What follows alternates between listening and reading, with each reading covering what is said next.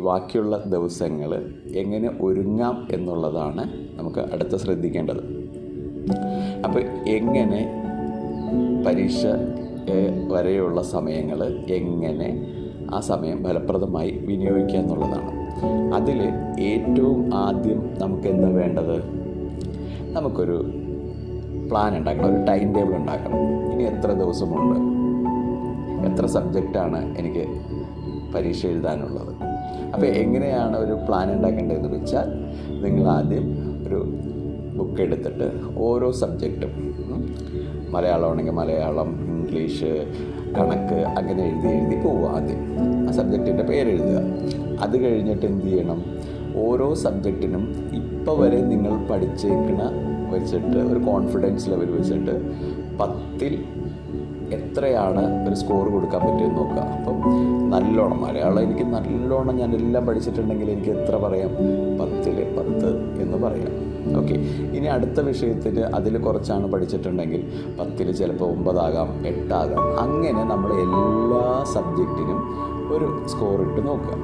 അപ്പോൾ സ്കോറിട്ട് കഴിയുമ്പോൾ നമുക്ക് ഒരു കാര്യം മനസ്സിലാകും, ഏതിനൊക്കെയാണ് നമ്മൾ ആദ്യം അല്ലെങ്കിൽ ഏറ്റവും കൂടുതൽ സമയം വിനിയോഗിക്കേണ്ടത് എങ്ങനെയെന്ന് നമുക്ക് മനസ്സിലാവും. അപ്പോൾ അത് മനസ്സിലാക്കി കഴിഞ്ഞാൽ പിന്നെ നമ്മൾ നോക്കേണ്ടത് ആദ്യം വരുന്ന പരീക്ഷ ഏതാണെന്നാണ്.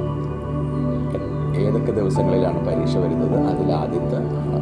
അപ്പോൾ ഇങ്ങനെ എളുപ്പമുള്ള പരീക്ഷ സബ്ജക്റ്റ് ഏതാണ്, ബുദ്ധിമുട്ടുള്ളത് ഏതാണ്, ആദ്യം വരുന്നത്, ഇതെല്ലാം മനസ്സിലാക്കി എടുത്തിട്ട് വേണം നമുക്ക് ഏതൊക്കെ ദിവസങ്ങളിൽ, ഇനി വരുന്ന ദിവസങ്ങളിൽ എത്രയൊക്കെ സമയം ഏതിനൊക്കെയാണ് ചിലവഴിക്കേണ്ടതെന്ന് നമ്മൾ നോക്കുക. പിന്നെ കൃത്യമായിട്ട് അപ്പോൾ അത് ഓരോ ദിവസം പഠിക്കേണ്ട വിഷയങ്ങളൊക്കെ തീരുമാനിച്ചു കഴിഞ്ഞാൽ ആ ഓരോ ദിവസവും ഏതൊക്കെ സമയങ്ങളിൽ എങ്ങനെയാണ് പഠിക്കേണ്ടതെന്നും കൂടി തീരുമാനിക്കുക.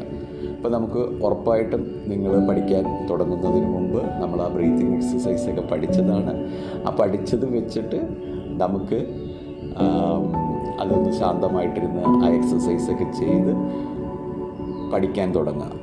ഒറ്റ ഇരിപ്പിൽ നമ്മളൊരു 1 മണിക്കൂറെങ്കിലും പഠിക്കുക. പഠിച്ചു കഴിഞ്ഞിട്ട് ഒരു 5 മിനിറ്റ് ബ്രേക്ക് എടുക്കുക. ബ്രേക്ക് എടുക്കുമ്പോൾ നമ്മളൊന്ന് ജസ്റ്റ് ഒന്ന് പുറത്തോട്ടൊക്കെ നോക്കാം. പക്ഷേ എത്രയും പെട്ടെന്ന് തിരിച്ചു വന്നിരുന്ന് വീണ്ടും പഠിക്കുക.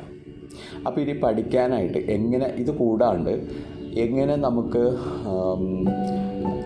ഏറ്റവും പ്രധാനപ്പെട്ട ചോദ്യങ്ങൾ മനസ്സിലാക്കാം എന്നുള്ളതും ഒരു കാര്യമാണ്. അപ്പോൾ അതിന് നമുക്ക് ടീച്ചറിൻ്റെ സഹായം എടുക്കാം, കൂട്ടുകാരോട് ചോദിക്കാം, അല്ലെങ്കിൽ ഒരു 5 വർഷത്തെ കഴിഞ്ഞ 5 വർഷത്തെ ക്വസ്റ്റ്യൻ പേപ്പർ എടുത്തിട്ട് അതിൽ പ്രധാനപ്പെട്ട കാര്യങ്ങൾ അതൊക്കെ ഒന്ന് ആൻസർ ചെയ്യാൻ പഠിക്കാം. അങ്ങനെയുള്ള കാര്യങ്ങളൊക്കെയാണ് നമ്മൾ ഈ ഏറ്റവും പ്രധാനപ്പെട്ടത് എങ്ങനെയാണെന്ന് കണ്ടുപിടിക്കേണ്ടത്.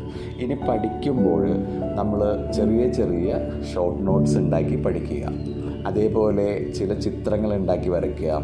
ഇപ്പോൾ ഒരു നമുക്ക് ഓർമ്മയിൽ നിൽക്കാൻ പറ്റുന്ന ടെക്നിക്കുകളൊക്കെ ഉപയോഗിക്കും. ഇപ്പോൾ അക്രോണിം എന്നൊക്കെ നമുക്ക് ഉപയോഗിക്കുന്ന ഒരു മെത്തേഡാണ്. അപ്പോൾ ഒരു എസ്സേയിൽ 10 പോയിൻ്റ് ഉണ്ടെങ്കിൽ ആ 10 പോയിൻറ്റിലെ ഓരോ വേർഡ്സിൻ്റെ ആദ്യത്തെ ലെറ്റർ വെച്ചിട്ട് നമുക്കൊരു വേർഡൊക്കെ ഉണ്ടാക്കി അങ്ങനെ ഓർത്തിരിക്കാം. പിന്നെ നമുക്ക് ഒരു പൂവൊക്കെ വരച്ച് അതിൻ്റെ ഇതളുകൾ ഓരോ ഈ 10 ഇമ്പോർട്ടൻ്റ് ആയിട്ടുള്ള സബ് ഹെഡിങ്സ് ഒക്കെ ഉണ്ടെങ്കിൽ അതൊക്കെ എഴുതി അങ്ങനെയൊക്കെ വരച്ചും എഴുതിയും നിങ്ങൾ പഠിക്കണം. പിന്നെ ഫോർമുല ഒക്കെ ഉണ്ടെങ്കിൽ അതിങ്ങനെ കണ്ടിന്യൂസ് കുറേ പ്രാവശ്യം നമ്മുടെ ബ്രെയിനിൽ നമുക്കറിയാലോ റിപ്പീറ്റേഷനിലൂടെയാണ് നമ്മളിങ്ങനെ വീണ്ടും റിപ്പീറ്റ് ചെയ്യുമ്പോഴാണ് ബ്രെയിനിൽ അത് ഓർത്തിരിക്കാൻ പറ്റുക, അത് സ്റ്റോർ ആവുക പെർമനൻ്റായിട്ട്. അപ്പോൾ നിങ്ങൾ പല മെത്തേഡിൽ, അപ്പോൾ റിവിഷൻ ഭയങ്കര ഇമ്പോർട്ടൻ്റ് ആണ്. വായിച്ചത് കുറച്ച് കഴിഞ്ഞ് വീണ്ടും തിരിച്ച് വായിച്ച് നോക്കുക. പിന്നെ കൂട്ടുകാരുമായിട്ടൊന്ന് സംസാരിക്കുക. ഒരാളെ നമ്മളല്ലെങ്കിൽ ആരോടെങ്കിലും ഒന്ന് പഠിപ്പിക്കുന്ന പോലെ നമുക്ക് പറഞ്ഞു നോക്കുക. കൂട്ടുകാരെയൊക്കെ വിളിച്ചിട്ട് ഒരു വിഷയം പഠിപ്പിച്ചിട്ടൊന്ന് അങ്ങനെ പറഞ്ഞു കൊടുക്കുക. പക്ഷെ അതിനൊക്കെ സമയം പോകാണ്ട് തിരിച്ച് നമ്മൾ വീണ്ടും നമ്മുടെ പഠിത്തത്തിലേക്ക് തന്നെ കൊണ്ടുവരിക. പിന്നെ നമുക്ക് അപ്പോൾ നമ്മളിൽ തന്നെ ഒന്ന് ശ്രദ്ധിച്ചു, നമ്മുടെ സ്ട്രെസ്സ് കാര്യങ്ങളൊക്കെ നോക്കി, വ്യായാമം, എക്സസൈസ്, ഫുഡ്, ഇതെല്ലാം നമ്മൾ ഉറക്കം, ഇതൊക്കെ കറക്റ്റാക്കി എങ്ങനെ പഠിക്കണമെന്ന് മനസ്സിലാക്കി. ഇനി നമുക്ക് വേണ്ടത് നമ്മുടെ പരീക്ഷയ്ക്ക് വേണ്ടിയിട്ടുള്ള കാര്യങ്ങൾ എന്തൊക്കെയാണെന്നുള്ളതാണ്. അപ്പോൾ പരീക്ഷയ്ക്ക് തലേ ദിവസം തന്നെ നമുക്ക് ആവശ്യമുള്ള പേന, പെൻസിൽ, പിന്നെ ഷാർപ്നർ, ഇറൈസർ, കാൽക്കുലേറ്റർ ആവശ്യമുണ്ടെങ്കിൽ അങ്ങനെ, ഹോൾ ടിക്കറ്റ്, ഇതെല്ലാം എടുത്ത് വെച്ചിരിക്കണം തലേ ദിവസം തന്നെ. ഈ പേന നമ്മൾ ശ്രദ്ധിക്കേണ്ടത്, പുതിയ പേന ഒരു 3-4 പേന വാങ്ങിച്ചിട്ടുണ്ടെങ്കിൽ ഈ പുതിയ പേനയെ നമ്മളൊന്ന് പരിചയപ്പെടുത്തണം. അതിനെന്ത് വേണം?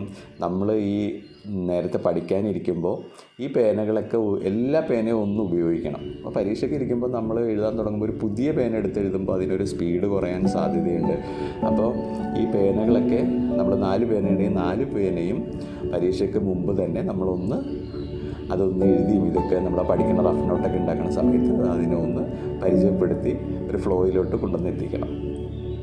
അപ്പം പിന്നെ ഉറക്കം കമ്പൽസറി ആണ്. നല്ല രീതിയിൽ 8 മണിക്കൂറെങ്കിലും ഉറങ്ങുക. അങ്ങനെ നമ്മൾ പരീക്ഷയുടെ തലേദിവസം കഴിഞ്ഞ് പരീക്ഷാ ദിവസം എത്തി. പരീക്ഷാ ദിവസം നമ്മൾ ചെയ്യേണ്ടത് എന്താണ്? നമ്മൾ നേരത്തെ തന്നെ അവിടെ എത്തിച്ചേരുക.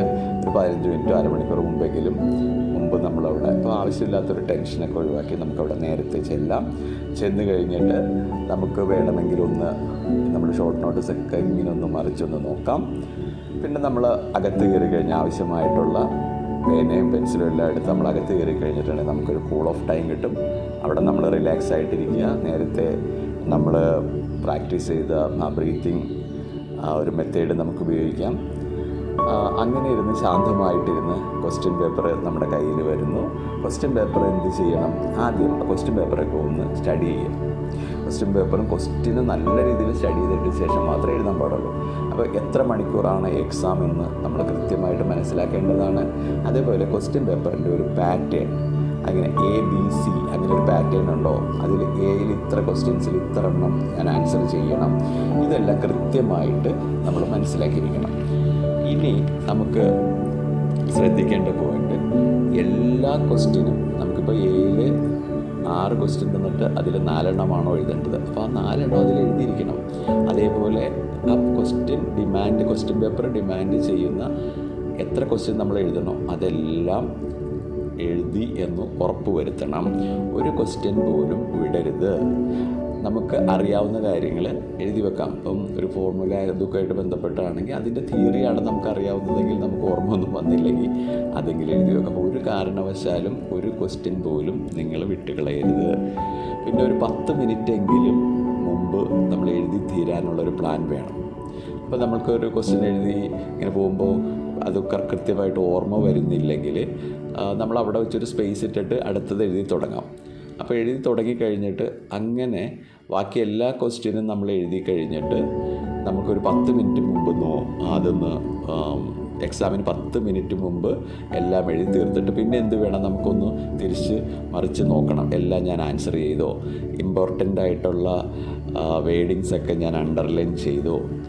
എന്തെങ്കിലുമൊക്കെ സ്പെല്ലിംഗ് മിസ്റ്റേക്ക് ഇതൊക്കെ കൃത്യമായിട്ട് നോക്കാനുള്ള ഒരു സമയമാണ് ആ 10 മിനിറ്റ്. ആ 10 മിനിറ്റ് അങ്ങനെ നമ്മൾ പരീക്ഷ കഴിഞ്ഞ് പുറത്തിറങ്ങിക്കഴിഞ്ഞാൽ പിന്നെ നമ്മൾ ശ്രദ്ധിക്കേണ്ടത് ആ കഴിഞ്ഞ പരീക്ഷയെപ്പറ്റി ഒരു കാരണവശാലും നമ്മൾ ഒരു ഡിസ്കഷനിലോട്ട് പോകരുത്. നമ്മൾ കൂട്ടുകാരായിട്ട് അതിൽ ഇന്നതാണ് ഉത്തരം ഇതാണ് ഇതൊക്കെ വിടുക. നമ്മൾ ആ പരീക്ഷ കഴിഞ്ഞു. എത്രയും പെട്ടെന്ന് നമ്മൾ വീട്ടിലെത്തുക, അടുത്ത ദിവസത്തെ പരീക്ഷയ്ക്ക് അതിന് വേണ്ടിയിട്ട് ഒരുങ്ങുക. അപ്പോൾ നമ്മൾ പ്രത്യേകം ശ്രദ്ധിക്കുക നിങ്ങളുടെ സമയം. ഇപ്പം നമ്മളുടെ ലൈഫിൽ ഏറ്റവും ഇമ്പോർട്ടൻ്റ് ആൻഡ് അർജൻറ്റായിട്ടുള്ള ഒരു കാര്യമാണ് ഇപ്പം നമുക്ക് എക്സാം. അപ്പോൾ ആ എക്സാമിന് വേണ്ടിയിട്ടുള്ള കാര്യങ്ങൾ മാത്രം, ആ പഠിത്തത്തിന് വേണ്ടിയിട്ടുള്ള കാര്യങ്ങൾ മാത്രത്തിലേക്ക് നിങ്ങളുടെ ശ്രദ്ധ കൊണ്ടുവരിക. ഇത്രയും നാൾ നമ്മൾ അത് ശ്രദ്ധിച്ചില്ലെങ്കിൽ ഇനിയുള്ള ഈ ദിവസങ്ങൾ ഫലപ്രദമായിട്ട് അപ്പോൾ നമുക്ക് എന്ത് ചെയ്യണം? നമ്മളുടെ ഡിസ്ട്രാക്ഷൻ നമ്മുടെ ഈ പഠിത്തത്തിന് ബാധിക്കുന്ന എല്ലാത്തിൽ നിന്നും നമുക്ക് വിട്ടു നിൽക്കാം അല്ലേ? നമുക്ക് വളരെ സോഷ്യൽ മീഡിയയൊക്കെ വളരെ കുറച്ച് ഉപയോഗിക്കുക, അല്ലെങ്കിൽ വേണ്ടാന്ന് വെക്കുക. ഇനി അല്പ ദിവസങ്ങൾ മാത്രമേ ഉള്ളൂ. അപ്പോൾ അതൊക്കെ ഒന്ന് മാറ്റി വെക്കുക. നമ്മൾ മാത്രം ചെയ്യേണ്ട കാര്യങ്ങളിലേക്ക് മാറുക. ബാക്കിയുള്ള കാര്യങ്ങളൊക്കെ ഒന്ന് ഡെലിഗേറ്റ് ചെയ്യുക. നമ്മൾ തന്നെ പോകണ്ട എന്നുണ്ടെങ്കിൽ വേറെ ആരെങ്കിലുമൊക്കെ വിടുക. എന്നിട്ട് നമ്മുടെ പരീക്ഷയ്ക്ക് വേണ്ടിയിട്ട് നല്ല രീതിയിൽ ഒരുങ്ങുക.